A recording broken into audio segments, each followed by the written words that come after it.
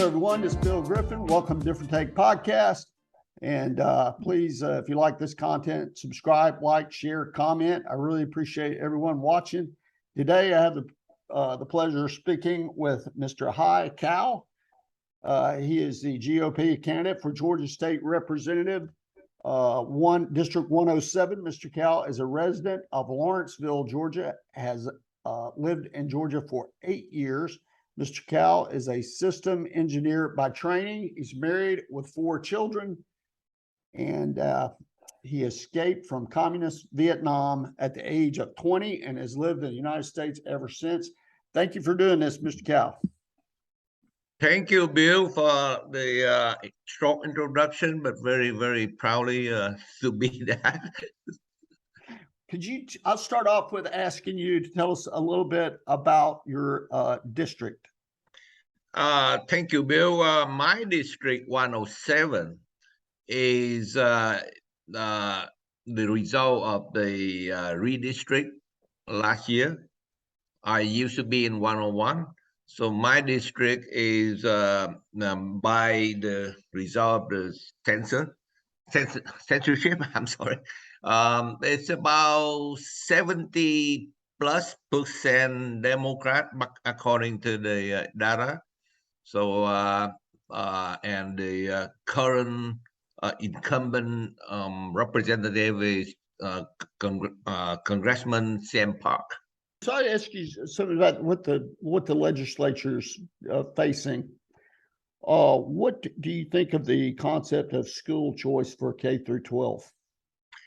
I believe that because my district is in Gwinnett County, so my interest is in continue improving the quality of the education and the public school system at Gwinnett. And that's mainly based on my personal selection criteria when I moved here from San Jose, California. That's where I selected to live based on the ranking of the school district, and Gwinnett Public School was highly praised and ranked back in the time that I came in 2014. And I intend as a representative, if I'm elected, I'll intend to do everything I can to maintain the quality of education at Gwinnett Public School. Are you in favor of school choice, or? Absolutely. Why do you think there's so much resistance to this? I personally believe that the rationale is that,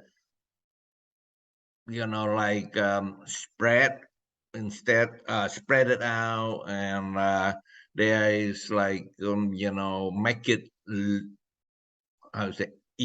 equalize it for the quality of the classroom and the ranking, the score.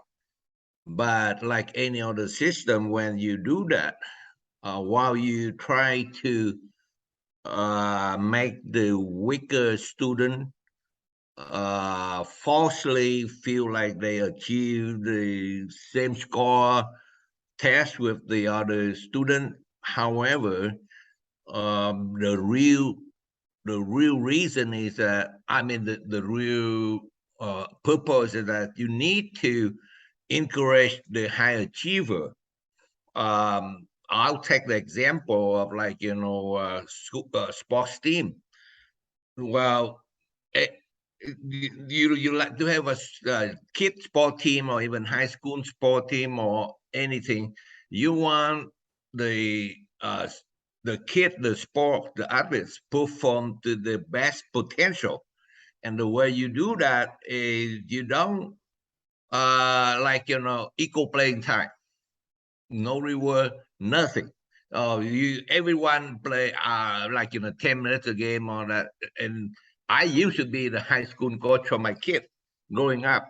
I know firsthand that kid would respond very well with challenging, rewarding, and penalty.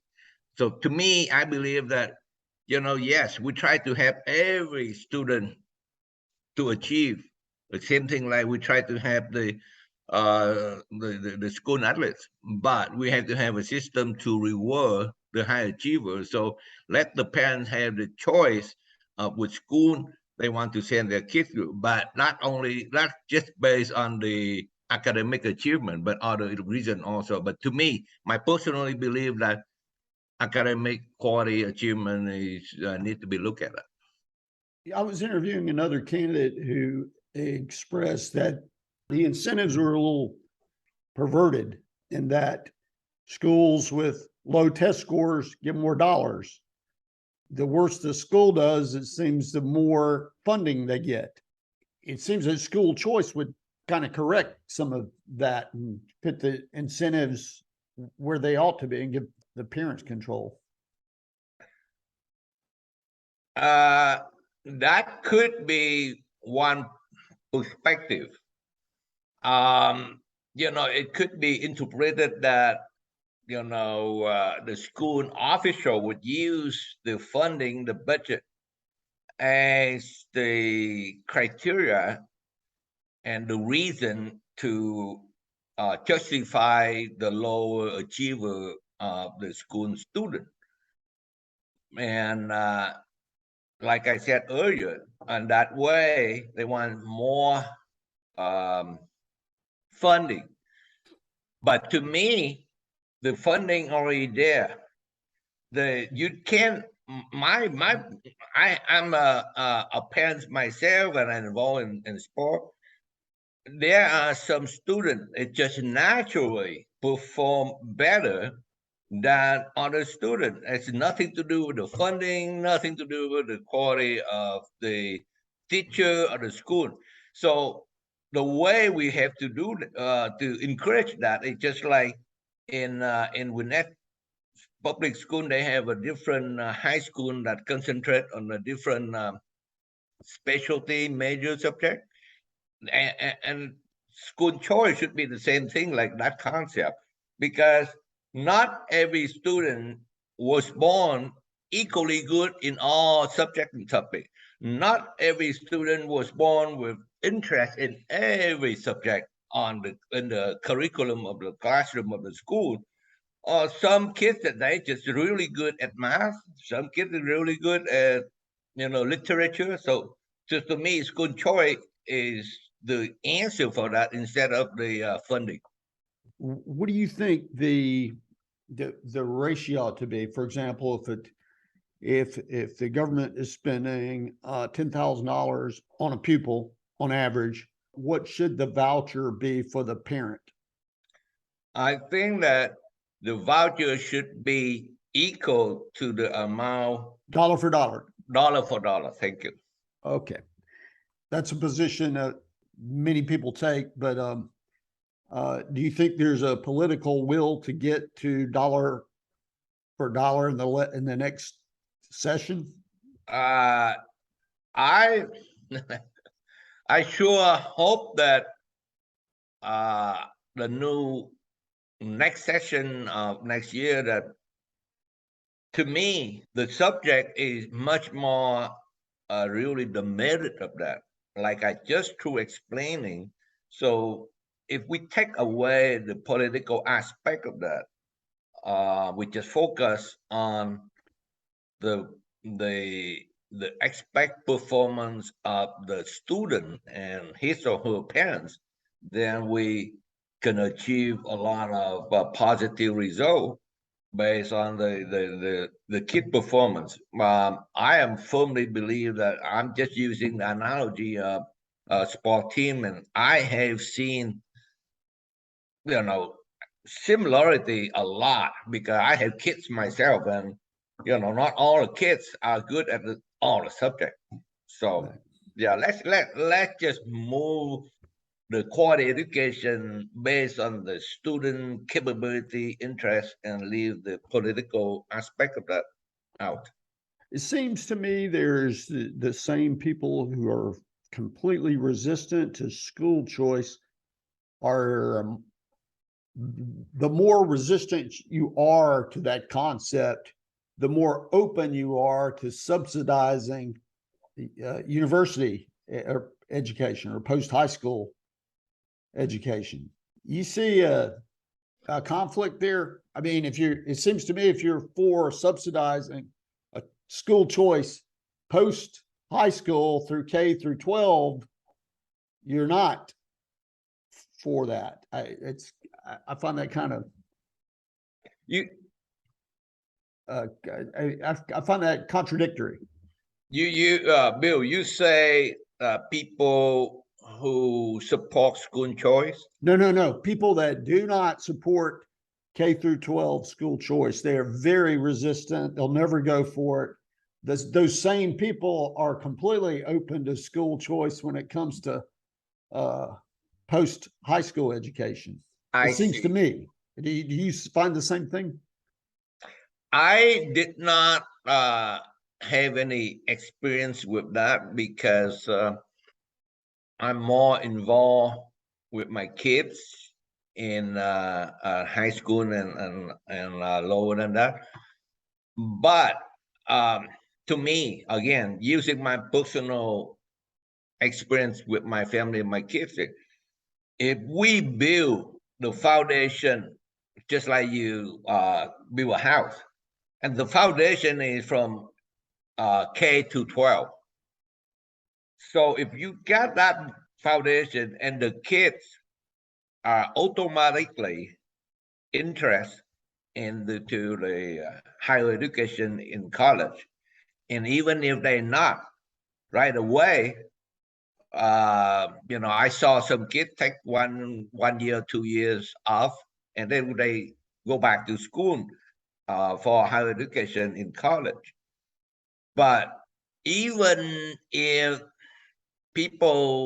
students elected not to pursue further into higher education in school and college, to me, although the parents already give them the foundation for go out to the society. And for example, if the kids do not want to go to college 4 years to take a political science 4-year degree, instead they want to be a plumber, so be it. The thing that I found interesting was on the Democrat primary ballot, there's these questions. And one of the questions was, and 85% said yes to this question: should the United States remove obstacles to economic advancement by forgiving all student loan debt? It seems to me the same people that are fine with subsidizing school choice after high school are totally against it during or K through 12. I would support in reverse. I would strongly support school choice for student at K to 12, because my rationale is we need to have kids build a foundation for later of their adult life. And to me, that's the fundamental of being a responsible adult, grow up and do something. If we arm the kids with 12 years of education, and they elected not to go to college, like I just through saying, what in the world, who do we think that we need to force them and go to 4-year college and collect a bunch of debt, a student loan? Right. And then we turn around, we say, well, we need to, do away with the student loan and waive that.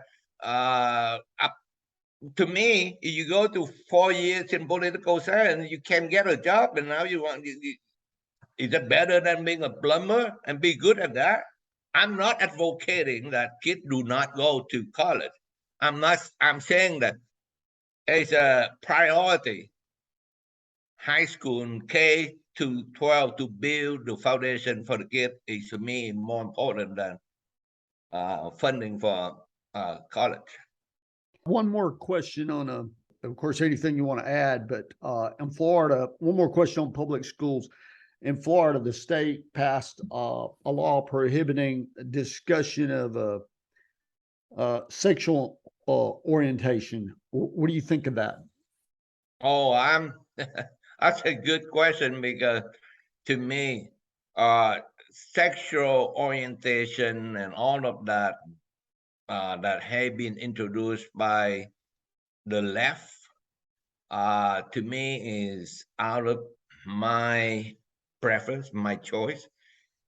When I send my kids to high school from K to 12, I expect the teacher to teach them all of the other subjects. Leave the sexual orientation and all of the sexual activity, all of that for me as a parent.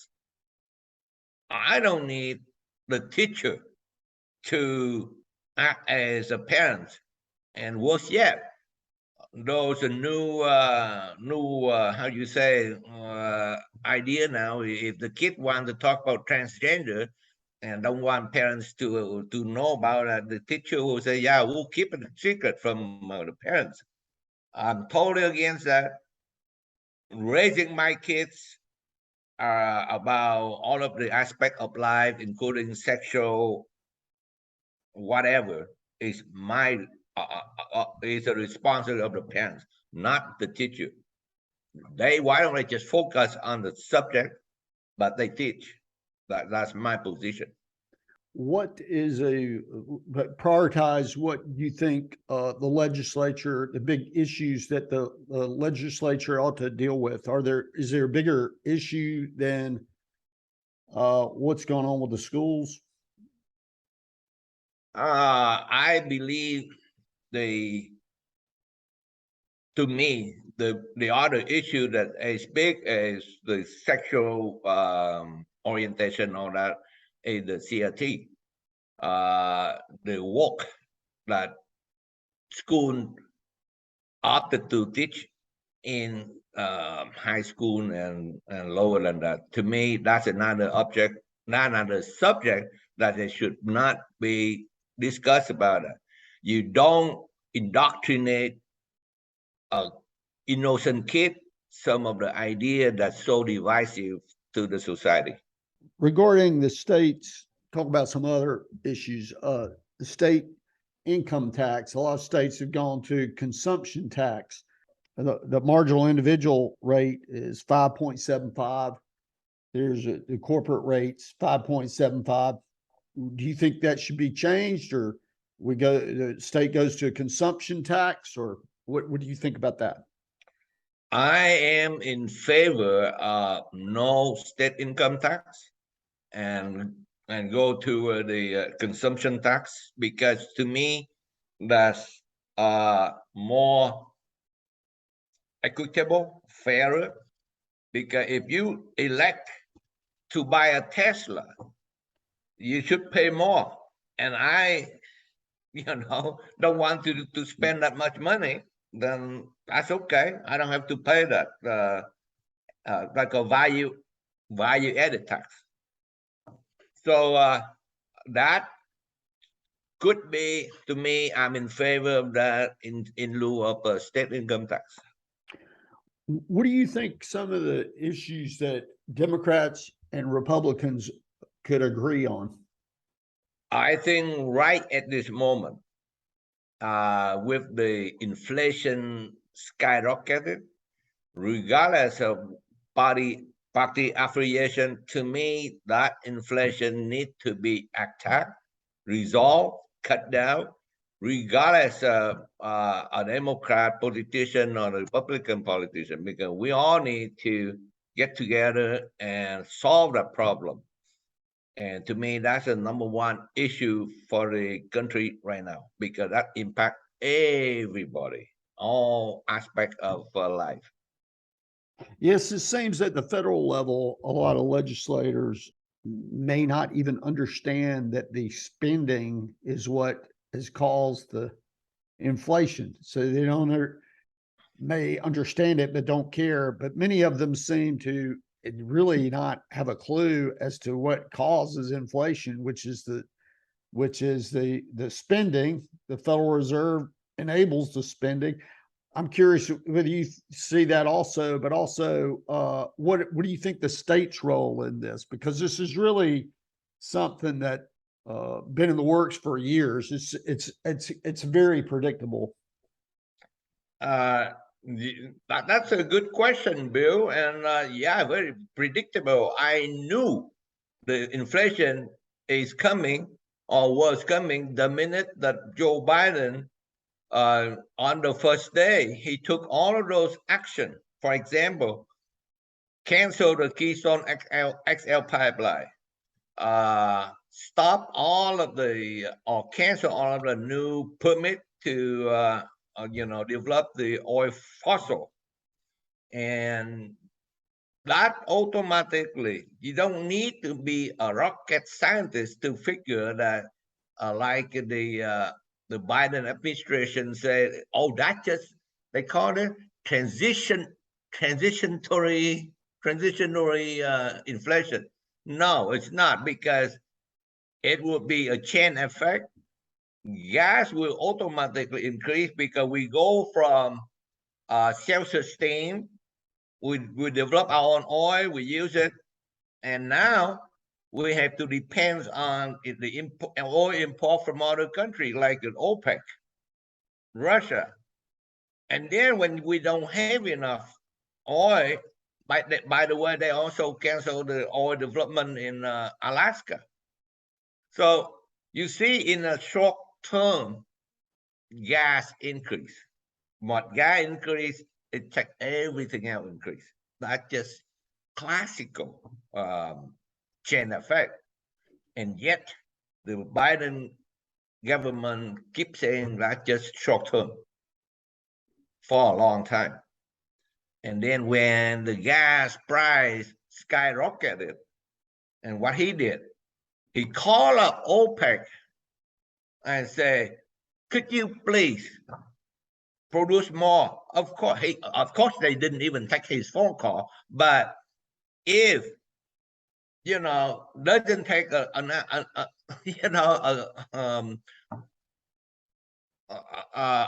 person to figure out that if you are asking your supplier and say, well, I need more oil, what do you think? Oh, I'll give you a cheaper oil price? Hell no. They will say, I'll give you that, but I charge you double. But in this case, they didn't even want to do that. And what Biden administration did, continue to say that, transitory inflation. Well, and then you turn around during that time. Remember what he did? He restored the pipeline from Russia to Germany, the North Star pipeline, for the gas. So he penalized the capability of the U.S. to produce our own oil for our own consumption, and yet he helped the enemy to produce more oil, more gas, and charge more. Here is the supply and demand. He stopped our supply, our own. So our demand is there. So we have to go out and import more. That increase the price of the oil.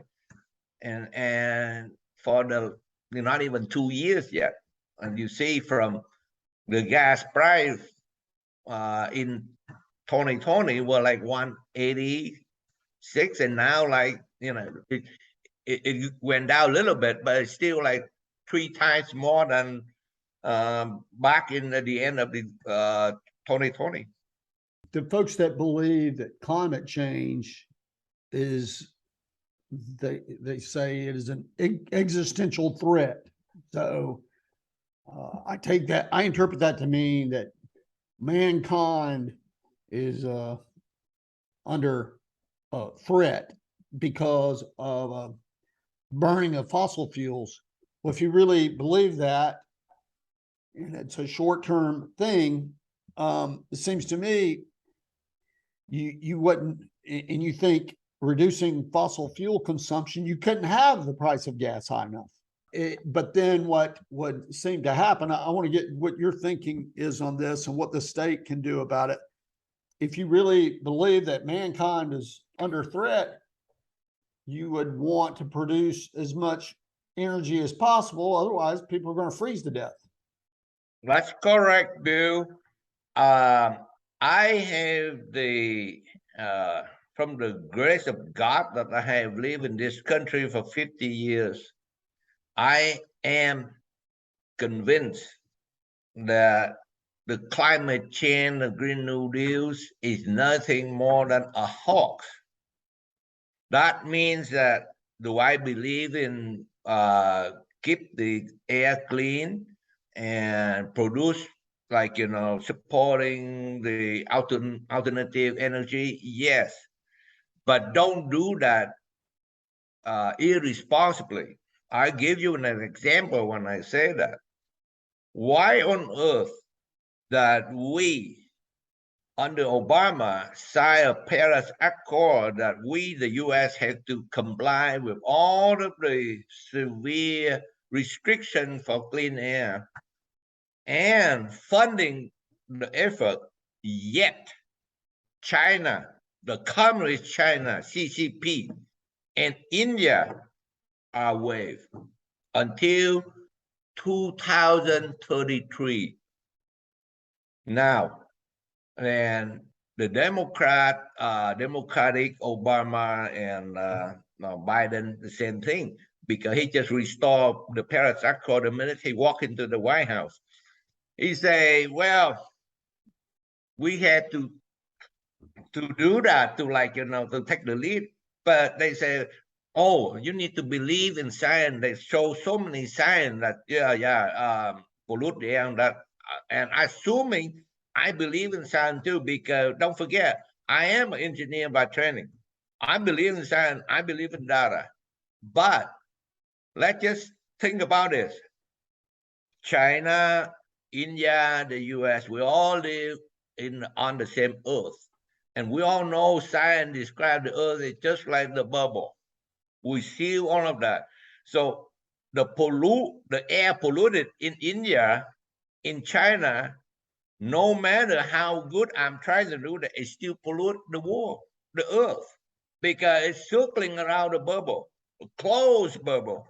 So how do you explain that to me that they are waived and yet they got like billions of people, citizens among those two countries, and yet the US only 350 million people, and we already have a record of clean air way before them. So in summary, I do believe in clean air, but I do not want to support anything drastically like cut off the supply of the gas to make the driving of gasoline cars so expensive, and then Biden come out with a new in the Inflation Reduction Act and say, well, supporting the Green New Deal by credit the tax for every single new buyer purchase electric vehicle for 7,500. And the minute he said that, he forgot a week before that, GM and Ford, when they got the news that the bill was passed, they increased it by $7,500. So to me, if you want to replace, let the market decide it, not forcing that to people. And I'm a poor person, I can't even afford the electric car, let alone all of the other inconvenience. There's no infrastructure for driving long distance and all that. So to me, that's a reckless policy from the Democratic Party. What do you think about in Georgia, the counties put restrictions on their citizens for COVID in March of 2020, and then the state stepped in, imposed restrictions on the entire state, but they also prevented the reopening occurred. It prevented counties from reimposing these severe restrictions. Who do you think ought to be making that decision the next time around, whether it's 10 years, 20 years from now? it's certainly going to happen again. Who should have the power to shut down? We should leave, I believe we should leave that to the local state, local government. The county governments. Yeah, the governor should work with his official in that state and make decision instead of the federal decree and mandating and all that. Because to me, they say that the government, the federal government said that's the like mandatory, for example, mandatory vaccination, mandatory mask. Well, it doesn't prove out that that's needed for every single person. Data already back it up, so I don't need to recite it in here. But the right course of action in the future, we should do like the government of Florida, Georgia, and Texas, and those Republican governors decided the course of action for their own state. I want to get your opinion on this. This is sort of interesting to me that the county governments, I guarantee you, the ones that are pro shutdown will claim that they do not have the resources to determine whether there's a benefit to the shutdown. In other words, they will say that they don't have the resources. The state has the resources, the CDC has the resources, but they don't have the resources, but they're pro shutdown. So it seems kind of ironic that they may take that approach. Does that make sense? Not totally nonsensical, because on one hand, the federal government and all of the professional like Dr. Fauci say, well, you got to believe in science. And now go back to what you just said, the county government, they don't have the resource, so go ahead and shut everything down. Does that science? Or is that based on any data? Or just some people just decided to do that? You know what? I'm going to out the limb and say that coming from the communist government of Vietnam, they always do that. They always think that the government knows everything and they just want to use the power. Like in government, so I want to shut down, I shut down. I don't care about what people say. I don't care about the data science. I'll shut it down. That you see the same thing in communist China, communist Vietnam, and all those tyrannical governments around the world. They love to control people. So give them they would grab on any opportunity, any chance to exercise their control on the citizen. They would never let go. Yeah, I was just in California, and there's many places where there's still mask mandates. Yeah, still many places, but in Georgia we don't. Thankfully, we don't have that. But you see, I'm glad you mentioned that. You see how the people reacted. They moved out of California to Texas and Florida. So people responded.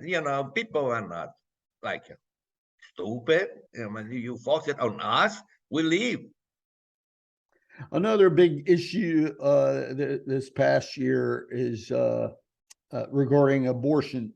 Do you think the state laws should be changed, or should we just maintain the laws we have regarding that?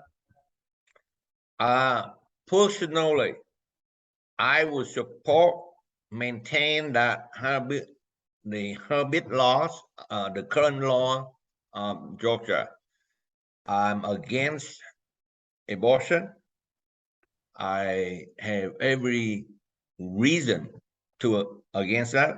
But if you want to go detail, I'll go to the detail why I'm against it. But in summary, I am pro-life. I'm against abortion, any form of abortion. So would you favor a total prohibition, which is not what we have in Georgia right now? No. In the case of saving the mother's life, it's tough decision between selecting the mom and selecting the, picking the life of the baby, the fetus. I would favor let the parents decide which way to go. You would prohibit it except for the life of the mother? No, the current heartbeats law, before 6 weeks, you are free to abortion. So to me, if you are a responsible person and you do not want children, you should take responsibility to prevent that from the beginning. Like anything else, you got to be proactive, avoid that. And then if you, by accident or for whatever reason, even though you are a responsible person, for some unplanned thing, you got pregnant, you still have the morning after approach to, and the law allow you to do that before 6 weeks. So you have your choice. But if you let it go to 6 weeks and or even more, and you find out that for medical reason, now either if you don't abort it to save the mom, the baby, the mom will die, and it has to be a real strong, good reason from medical doctor. But like that had to choose one or two, either or. Then I would favor, okay, in that case, we should have a waiver for the parents to make that decision.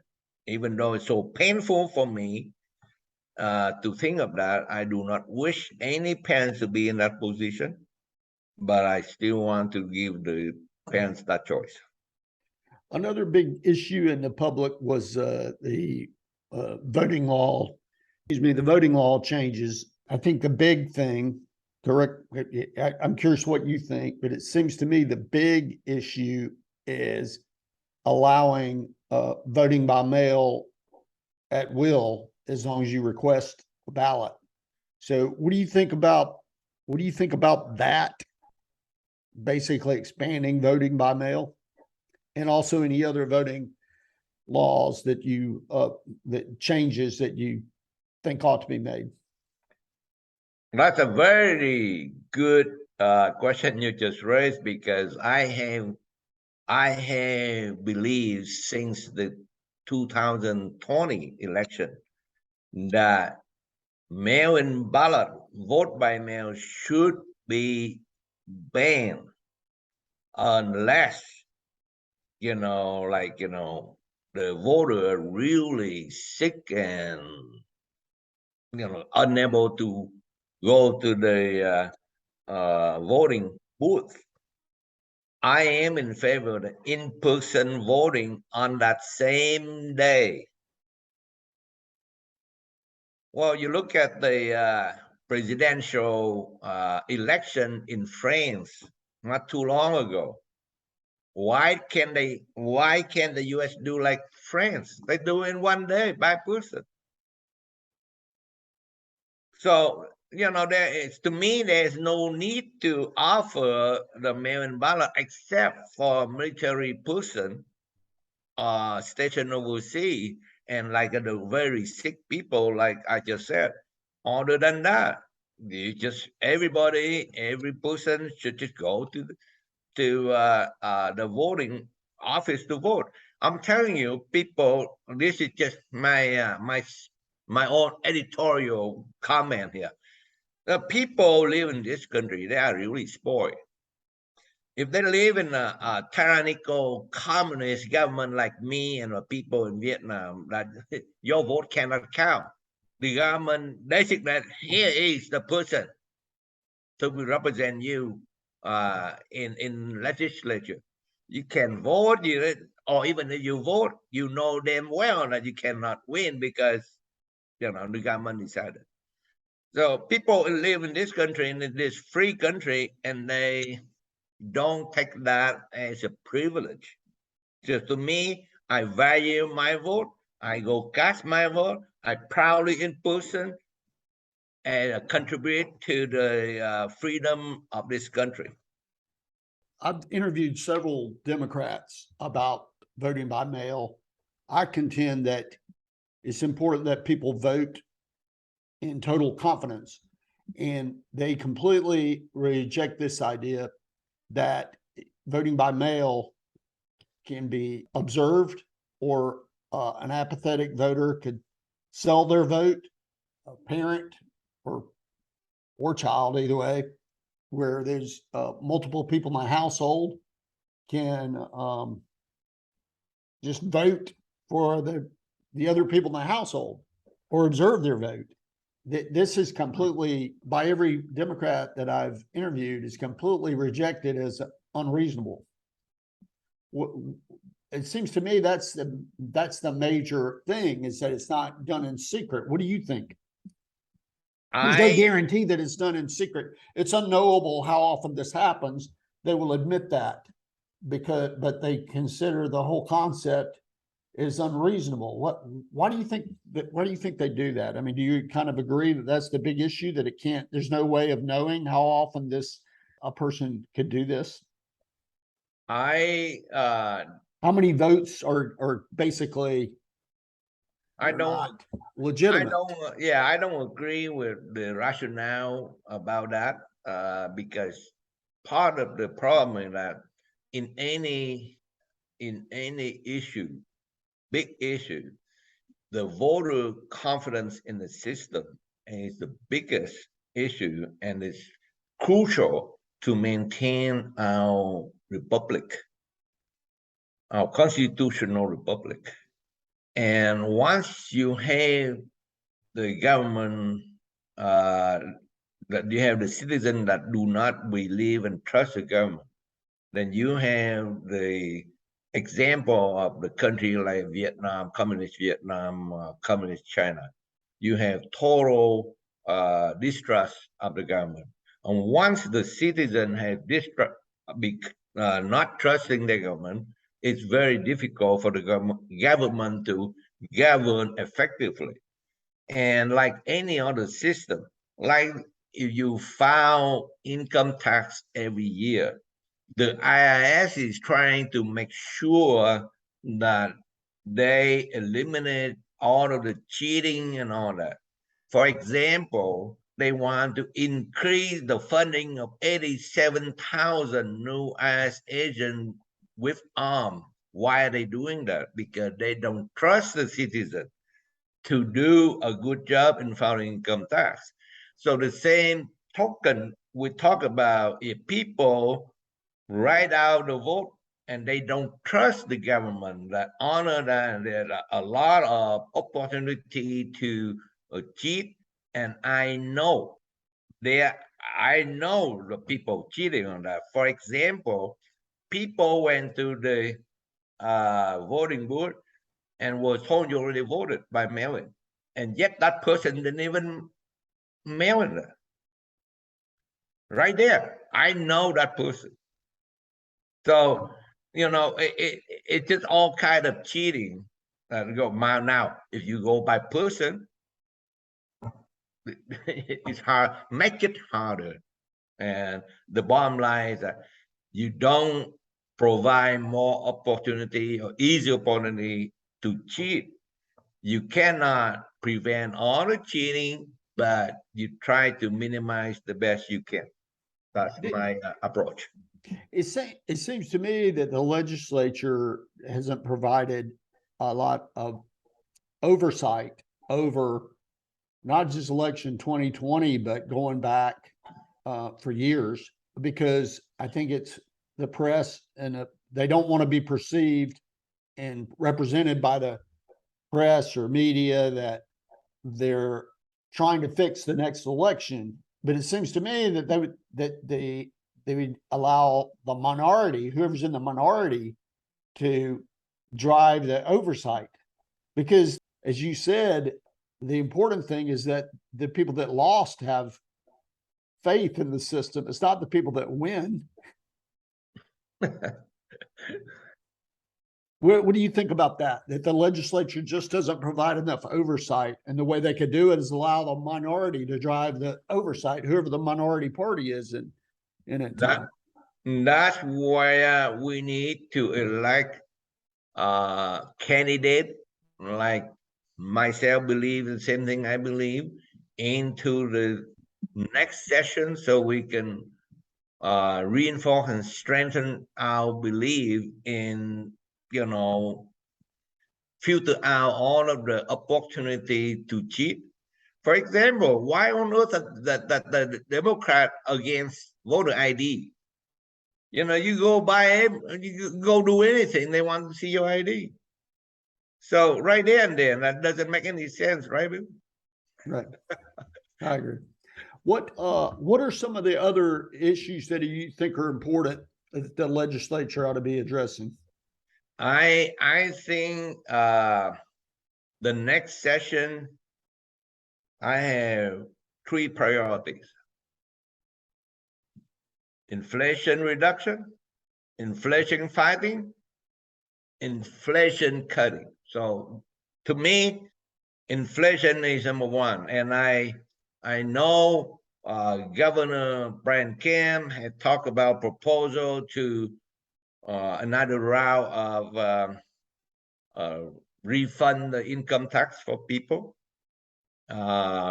refund the homeowner property tax, and things like and a continued suspension of the gas tax.